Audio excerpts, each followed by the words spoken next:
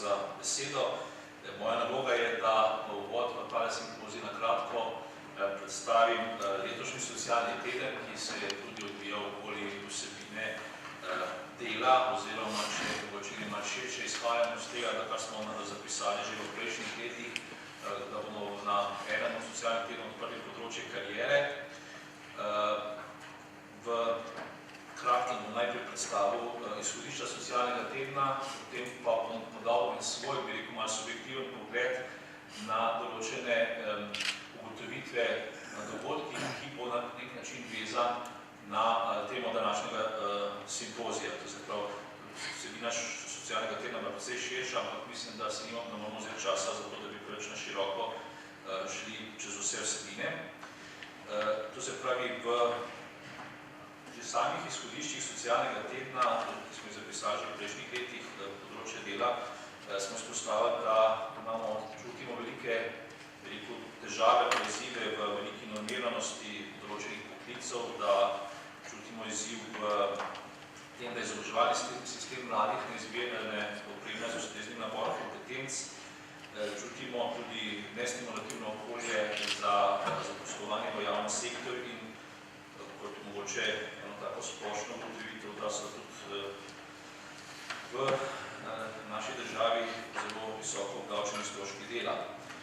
Na teh izhodiščih smo v socialnem tednu zadevo mogoče razširili tudi na to, da je delo ena od temeljev človekovega dostojanstva, zato bi izpostavil še kakšno izpostavnice socialnega tedna.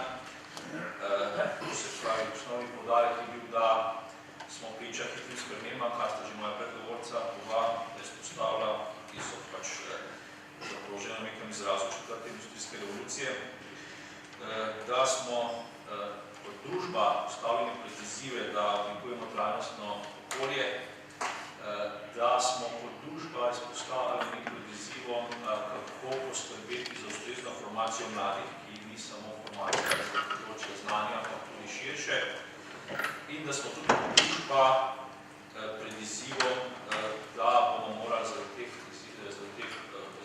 opažanj dejansko stopiti skupaj.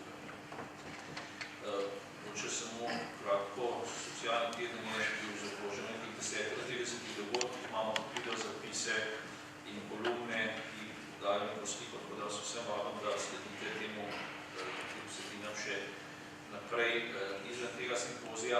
Zdaj pa mogoče 3 izhodišča, ki so bila meni zanimiva za danes.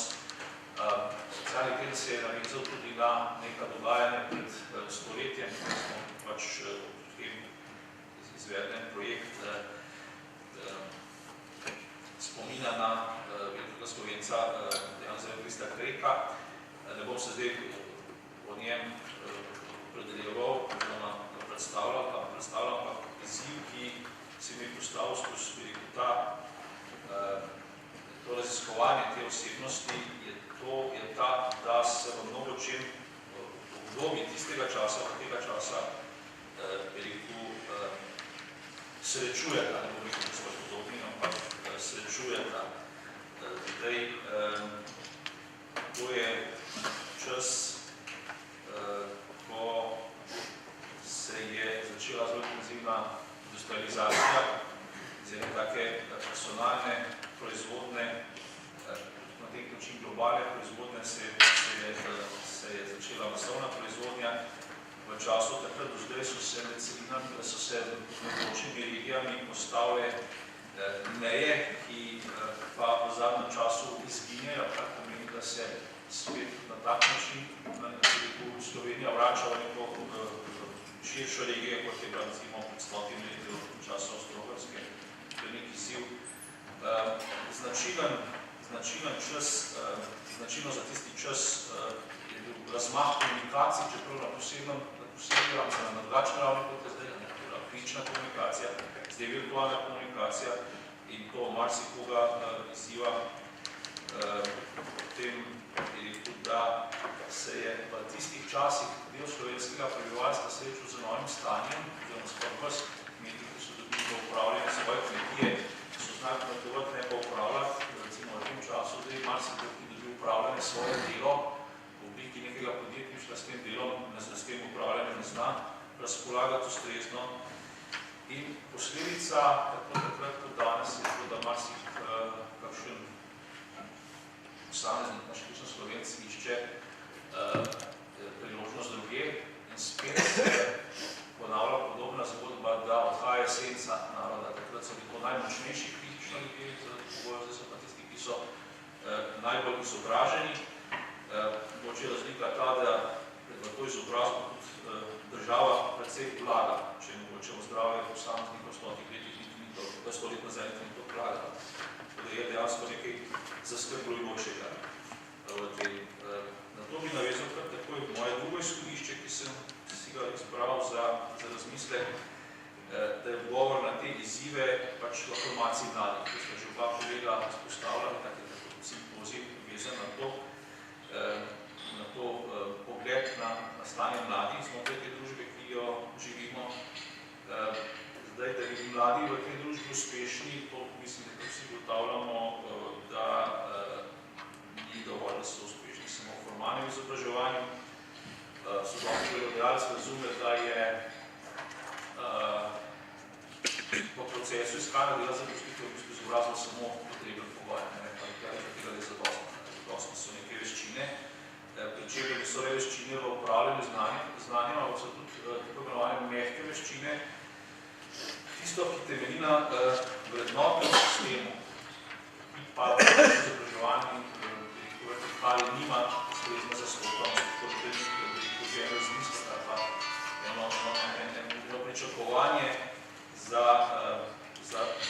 vaše delo danes, komunikacija, organizacija, sodelovanje, oziroma mogoče tudi timsko delo, sodelovanje bolj horizontalno, timsko delo, pa tudi hierarhizacija, to se pravi, da imamo sposobnega vodje, točnost, kritično mišljenje in izpostavljamo kreativnost, ker postavil spet paralelo s preteklim časom, sodobna družba, sodoben produkt želi biti personaliziran, oziroma potrošnik želi biti personaliziran produkt. Zaradi tega masovna znanja niso šlo pomembno, kot so pomembno dejansko kreativna znanja, oziroma izkoriščenje posameznih talentov posameznika.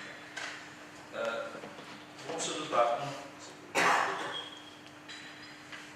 ker pomočemo socialno temo, se bom dotaknil enega dogodka, enega pogovora, celo za mestu, vprašali koga, ki zaposluje človeka na tako malenkost, ker naš človek v mojem šolskem sistemu niti ne zve. Vprašanje zaposlovalcev, kaj pa ti pričakuješ v tem odnosu med mano kot delodajalcem in delojemalcem pri mlademu dejansko umanjka odgovor, interes po tistem delovnem mestu. Zanimajo ga stvari, ki bo on dobil, ne zanima ga pa to, da bi se v bistvu sebe delodajalcem podal na tak način, da bi zanimanje za tisto delo pokazal. Če bo to potem izziv tistih razmišljanj, kdo koga potrebuje oziroma kdo koga bo poslušal, ne mladi, sem zaposlovalec bodočega zaposlenca ali obratno. Zdaj na istem dogodku sem dobil eno tako lušno potrditev, primerno potrditev, da je v Sloveniji zelo dobro sistemsko poskrbljeno za karierno orientacijo mladih. Mislim, da bo tudi danes govora, se pa izkazuje, da mogoče sama stroka tukaj malo zaostaja, da mladi ne dobijo te karierne orientacije ravno v šoli, ampak mogoče izven šolskega sistema, kjer so pač možnosti na neformalnem izobraževanju mladinskih organizacijah, mogoče tudi poučni delodajalci pri temu pripomorejo. Mislim, da bo tudi govora o tem. Zdaj pa, ker mi verjetno čas uhaja, bom malo preskočil še moje tretje izhodišče, to je pa oblikovanje družbe oziroma skrb družbe za posameznika z vidika dostojanstva dela. Zdaj, mogoče tukaj samo dve stvari, da ne bom predolg, da pa še imam še minuto. To se pravi, mi smo izhajali iz dostojanstva posameznika skozi delo. Pomembno je, da se to dostojanstvo posamezniku priznava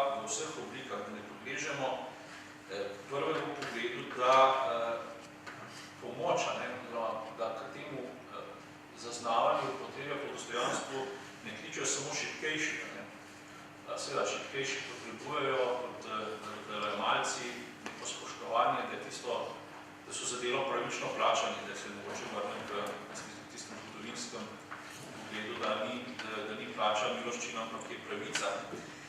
Si pa delež dostojanstva v bistvu zaslužijo tudi ambiciozni, tisti, ki so večkrat bolj sposobni, to se pravi, kam hoče imeti. Pustiti tem ljudem, ki so bolj ambiciozni, ki imajo talente in te talente so pripravljeni tudi uveljavljati neko podjetniško svobodo, da pač v to podjetniško svobodo ne posega država. To se pravi, z tega izhodišča ugotavljamo, da dejansko država, tako kot tudi na področju šibkejših, ni nujno najboljši varuh dostojanstva, tudi na področju močnejših, ni tisti varuh dostojanstva ambicioznih oziroma tistih, ki imajo neko željo participirati v tej družbi na tak način, da delo daje. Zdaj, ker imam možnost, imam še pol minute, slučajno sem zjutraj, 4 minute sem bil v avtu poslušal eno zanimivo prigodo, ki se spet dogaja. Vložili bomo 10 milijonov zaradi tega, da bo država upravljala z enim hlevom. V tem hlevu so beli konji. Ampak te beli konji so pač nacionalni interes in tega hleva ne more upravljati podjetniška pogoda. Jaz se strinjam, da je treba lipicance zaščititi na nek način. Ampak to se zaščiti tako. Na načelni ravni z nekimi pravili, da je nekdo, ki upravlja za tistim podjetjem, pač upravlja na način, da je to odgovorno do naše kulturne ali pa rečemo temu naravne dediščine.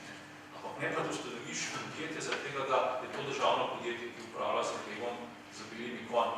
Za konec koncev imamo par kilometrov stran primer enega podjetja, ki upravlja za velikim narodnim bogastvom jamo, pa mislim, da mu kar gre. Zato, ker se drži neke regulative. Zdaj, ta etatizem gre, to je spet neka ugotovitev enega dogodka, pač v prid apatičnosti večine prebivalstva in seveda apatičnost se ohranja paternalizem, ki potem posega tudi seveda ne samo v sfero tega podjetništva, ampak tudi v sfero posameznika. Zdaj bi se skupaj dejansko poganja moderni čas individualizma in moče za konc ena spodbuda oziroma neka ugotovitev, ki ni ugotovitev samo tega socialnega tedna, ampak že nekaterih prej gradne skupnosti. Tudi to, kar danes delamo, je gradne skupnosti, čeprav gradne skupnosti tistih, ki, kot je rekel čist prvi govornik, že imajo neke želje biti aktivni v tej družbi. In zato gradne skupnosti bomo pa v bistvu zaključku vrnem na prejšnje izhodišče, je pa seveda pomembna formacija v delih. Spet formacija